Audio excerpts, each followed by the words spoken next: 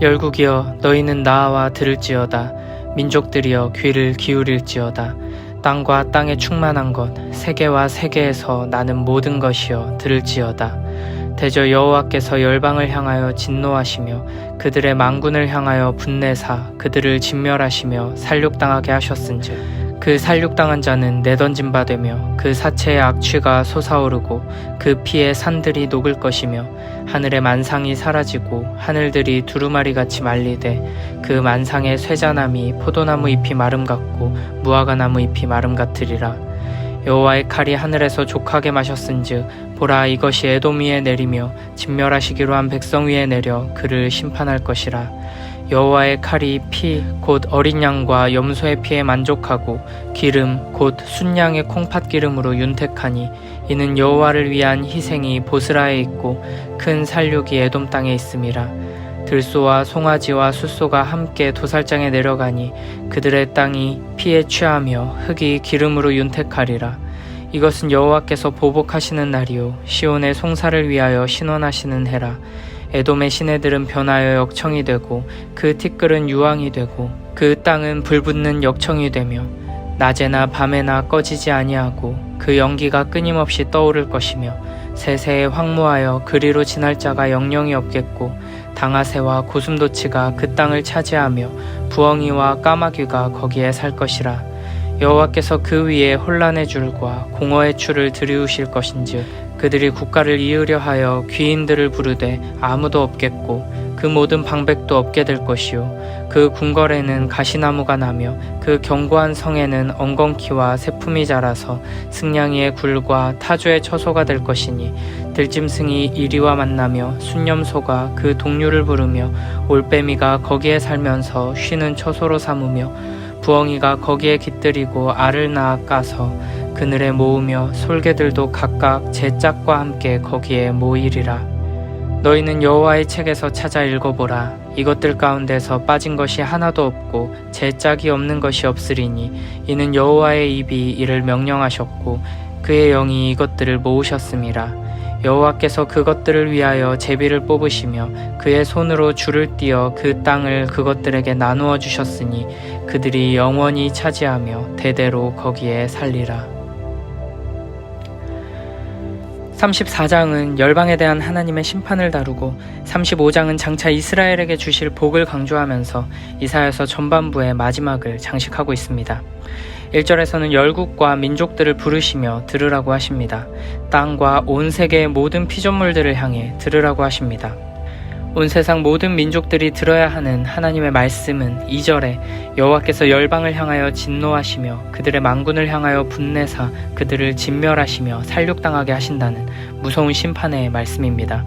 이 심판이 어떻게 임하는지 3절에 구체적으로 표현되는데 그 살육당한 자는 내던진 바 되며 그 사체의 악취가 솟아오르고 그 피에 산들이 녹을 것이며 라고 합니다.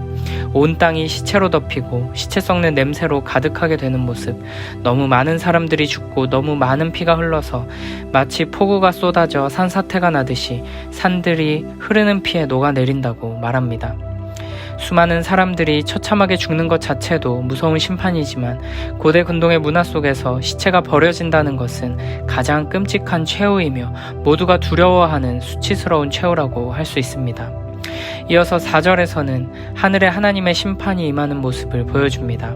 그러니까 이 모든 이미지들은 역사 속에서 이 모습 그대로 이루어지는 말씀이 아니라 하나님의 심판이 얼마나 무섭고 끔찍하고 철저할 것인지 보여주시는 상징으로 봐야 합니다. 하나님의 심판이 얼마나 혹독한지 하늘의 만상, 곧 하늘 위의 별들이 다 사라지고 하늘들이 두루마리같이 말리며 포도나무 잎이 마르고 무화과 잎이 마르는 것처럼 별들이 말라버릴 것이라고 말씀하십니다. 여기서 별들은 이방 나라들이 섬기던 여러 신들을 상징하는 것입니다. 하나님의 심판은 2절의 만군, 곧 땅의 모든 세력과 4절의 하늘의 만상, 곧 이 세상 사람들이 만들어 섬기는 모든 신들, 영적인 악의 세력들에게까지 미친다는 것입니다. 5절 6절에서는 하나님의 진노, 하나님의 심판이 여호와의 칼이라는 이미지로 등장합니다. 여호와의 칼이 에돔 위에 내리며 진멸하시기로 한 백성 위에 내려 그를 심판할 것이라. 5절 6절에서부터는 특별히 에돔을 향한 심판이 선언됩니다. 에돔은 하나님 나라를 대적하며 자신들의 길을 고집하는 세상 나라들을 대표해서 하나님의 심판을 받는 민족으로 등장하고 있습니다. 에돔은 야곱의 형인 에서의 후손들로서 처음에는 이스라엘과 형제 국가로 서로 교류했지만 출애굽 이후에는 이스라엘의 길을 막았고 계속해서 아말렉 족속보다도 더 이스라엘을 괴롭혔습니다. 심지어 유다가 바벨론에 의해 멸망당할 때에는 도와주기는커녕 비웃기까지 했습니다. 그래서 8절에서는 이것은 여호와께서 보복하시는 날이요 시온의 송사를 위하여 신원하시는 해라 말씀하십니다. 에돔을 향한 또 온 열방을 향한 심판은 하나님께서 시온의 울부짖음, 간절한 기도에 대한 응답이며 동시에 악인들을 향해 보복하시는 날이라는 것입니다. 그런 점에서 에돔의 멸망은 창세기 12장 3절에서 하신 약속의 성취라고 할 수 있습니다. 하나님께서는 너를 축복하는 자에게는 내가 복을 내리고 너를 저주하는 자에게는 내가 저주하리니 땅의 모든 족속이 너로 말미암아 복을 얻을 것이라 하신지라 라고 약속하셨습니다. 약속하신 말씀대로 신실하게 이루시는 하나님께서 에돔의 멸망을 통해서 하나님의 백성을 저주한 자들이 어떤 최후를 맞이하게 되는지 보여주시는 것입니다. 하나님은 사랑과 자비의 하나님이십니다. 오래 참으시는 하나님이십니다. 그러나 끝까지 참기만 하시는 분은 결코 아니라는 것을 기억해야 합니다. 그러므로 우리는 하나님의 때에 악인들에 대해 분명하게 보복하시는 하나님을 믿고 하나님께 모든 것을 맡기며 의지하며 기도해야 합니다. 시편 94편에서는 이렇게 기도합니다. 여호와여 복수하시는 하나님이여 복수하시는 하나님이여 빛을 비추어 주소서. 세계를 심판하시는 주여 일어나사 교만한 자들에게 마땅한 벌을 주소서. 우리의 복수는 주로 악한 마음에서 나오는 것이고 언제나 죄악이 포함되어 있습니다. 그래서 우리의 복수는 또 다른 복수를 낳고 더 큰 복수로 이어지게 됩니다. 그러나 하나님께서 행하시는 복수는 거룩하고 의로우며 완전한 선을 이루는 것입니다. 하나님께서는 악인들을 심판하시고 대적들에게 복수하심으로 하나님의 공의를 드러내시며 영광과 찬송을 받으실 것입니다. 그리고 동시에 하나님의 놀라운 구원과 사랑의 역사도 이루어질 것입니다. 그러므로 우리는 복수하고 신원하시는 하나님께 모든 것을 맡기며 기도해야 하는 것입니다.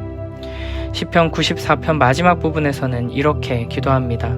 그들이 모여 의인의 영혼을 치려하며 무죄한 자를 정죄하여 피를 흘리려 하나 여호와는 나의 요새이시오 나의 하나님은 내가 피할 반석이시라.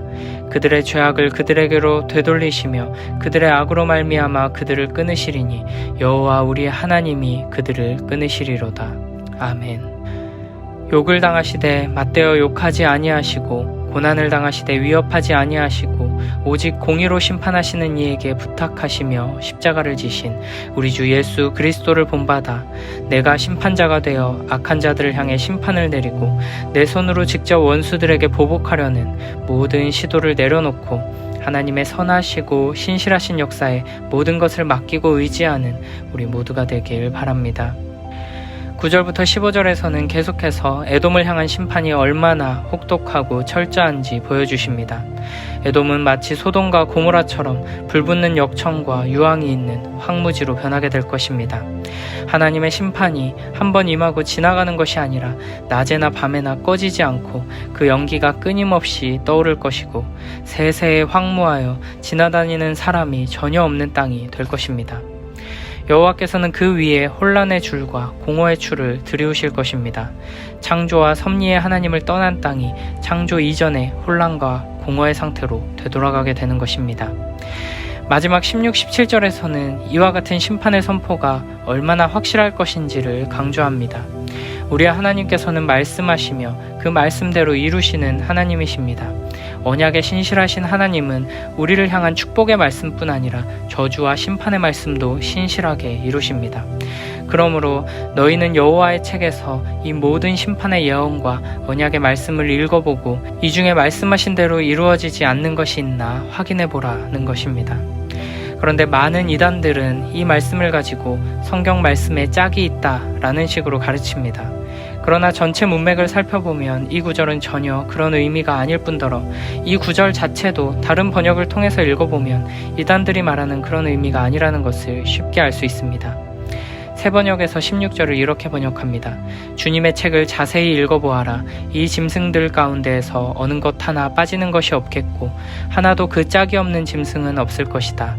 주님께서 친히 입을 열어 그렇게 되라고 명하셨고 주님의 영이 친히 그 짐승들을 모으실 것이기 때문이다. 현대인의 성경에서는 이렇게 번역합니다. 너희는 여호와의 책을 자세히 읽어보아라. 이 동물들 중에 하나도 빠진 것이 없고 그 짝이 없는 것이 없으니 이것은 여호와께서 그렇게 되도록 명령하셨고 성령께서 그것들을 함께 모으셨기 때문이다. 16, 17절 말씀은 바로 앞부분에서 에돔 땅이 황폐화되어서 여러 동물들이 각각 짝을 이루어 살게 될 것이므로 이 말씀대로 이루어지는지 확인해 보라는 의미인 것입니다. 마지막으로 한 가지 더 우리가 주목해 볼 점은 5절, 6절을 보면 어린 양과 염소의 피, 순양의 콩팥기름 등을 통해서 희생제사의 이미지를 가져와 에돔 심판을 그리고 있다는 것입니다. 여호와의 칼로 에돔을 치시는 것을 마치 제단 위에서 희생제물을 죽여서 그 피를 뿌리고 기름을 태우는 것과 같은 이미지로 표현합니다. 이는 모든 죄는 하나님을 향해 지은 것이고 이 죄에 대한 대가는 자기 자신의 죽음 혹은 죄 없는 누군가의 희생으로만 치를 수 있다는 것을 보여주기 위함입니다. 그런 점에서 여호와의 칼 앞에 죽임당하는 에돔은 모든 이방 나라를 대표할 뿐 아니라 모든 죄인된 인간들, 우리 모두를 대표한다고 할 수 있습니다. 하나님의 공의로우신 심판 앞에서 모든 죄인들은 이와 같은 끔찍하고 혹독한 심판을 받아 죽어야 합니다. 그러나 우리를 대신해 흠없는 유월절 어린 양이신 우리 주 예수 그리스도께서 모든 고난과 수치를 당하시고 하나님의 진노와 저주를 다 받으셔서 진멸당하시고 하나님의 공의를 만족시키셨습니다. 이를 통해 우리는 하나님 앞에 의로운 자로 설 수 있으며 하나님의 말씀에 귀 기울이며 하나님을 나의 아버지라 부르며 의지할 수 있게 된 것입니다. 에돔을 향한 또 열방을 향한 무서운 심판 말씀이 바로 죄인된 나를 향한 말씀이고 내가 겪었어야 하는 심판임을 기억하며 회개하고 나를 대신해 진멸당하신 예수 그리스도께 감사하며 우리의 구원자를 더욱 의지하는 우리 모두가 되길 바랍니다. 민족들아 가까이 와서 내 말을 들어라. 부족들아 내 말을 귀담아 들어라. 땅과 그 안에 가득 차 있는 것들아 지구와 거기에서 돋아난 만물들아 귀를 기울여라. 야훼께서 모든 민족들에게 노하신다. 그들의 모든 군대를 향해 크게 노하신다. 그들을 전멸하시고 몰살시키려 하신다. 살육된 자들은 거리에 내던져지고 주검들에서 나는 썩은 냄새가 코를 찌른다. 산들은 모두 피로 물들고 언덕들은 썩어 문드러진다. 하늘이 두루마리인 양 말리고 포도잎새가 말라 떨어지듯 무화과 나무에 낙엽이 지듯 별들이 우수수 떨어진다. 보아라 그의 칼이 하늘에서 떨어진다. 에돔 위에 마구 떨어진다. 선고에 따라 전멸될 백성 위에 떨어진다. 야훼의 칼에서는 피가 뚝뚝 떨어지고 기름이 엉긴다. 양새끼와 순염소의 피로 물들고 순양의 콩팥기름으로 절었다. 보스라에서 야훼께 희생제를 드리고 에돔 땅에서 일대 살육제를 올리는 날 들소들도 함께 쓰러진다. 황소들도 젊은 소들도 쓰러진다. 그 피로 땅은 흠뻑 물들고 그 기름으로 먼지가 젖는다. 야훼께서 원한을 푸실 날 시온의 원수를 갚아주실 때가 온 것이다. 에돔의 모든 개울은 역청이 되어 흐르고 에돔의 모든 먼지는 유황이 되며 그 땅은 타오르는 역청바다가 된다. 밤에도 낮에도 꺼지지 않아 그 연기는 끝없이 치솟는다. 영원히 잿더미로 남아 아무도 그리로 지나가지 아니하리라. 사다새나 고슴도치가 드나들고 부엉이나 까마귀가 깃들이는 곳이 되리라. 야훼께서 충량줄을 대고 허무시며 다림줄을 대고 무너뜨리시리라. 북슬북슬한 염소 귀신이나 사는 곳, 귀족들은 얼씬도 못하는 곳이 되리라. 다시는 임금을 세우지 못하는 곳, 고관들을 볼 수 없는 곳이 되리라. 궁궐마다 딸기 덩굴만 무성하고 요새마다 쐐기풀과 가시덤불만 얽혀 자라나고 승냥이가 득실거리며 타조가 노니는 곳이 되리라. 들귀신과 물귀신이 만나는 곳, 털이 북슬북슬한 염소귀신이 제 또래를 부르고 도깨비가 안식처를 찾아 서성거리는 곳이 되리라. 독사가 자리를 잡아 알을 낳고 그 알을 까서 새끼들을 우글거리게 하는 곳, 더러운 새들이 끼리끼리 모여드는 곳이 되리라. 야훼의 기록을 찾아내어 읽어보라. 이런 모든 짐승들이 빠짐없이 기록되어 있으리라. 그것들은 직접 야훼의 입에서 떨어진 분부를 받아 그의 입김으로 몰려온 것들이다. 그가 몸소 제비를 뽑아 그들에게 분배해 주시고 손수 측량하시어 각자의 몫으로 나눠주신 땅, 그들이 그 땅을 자기 것으로 삼아 그곳에서 대를 이어가며 영원히 살리라.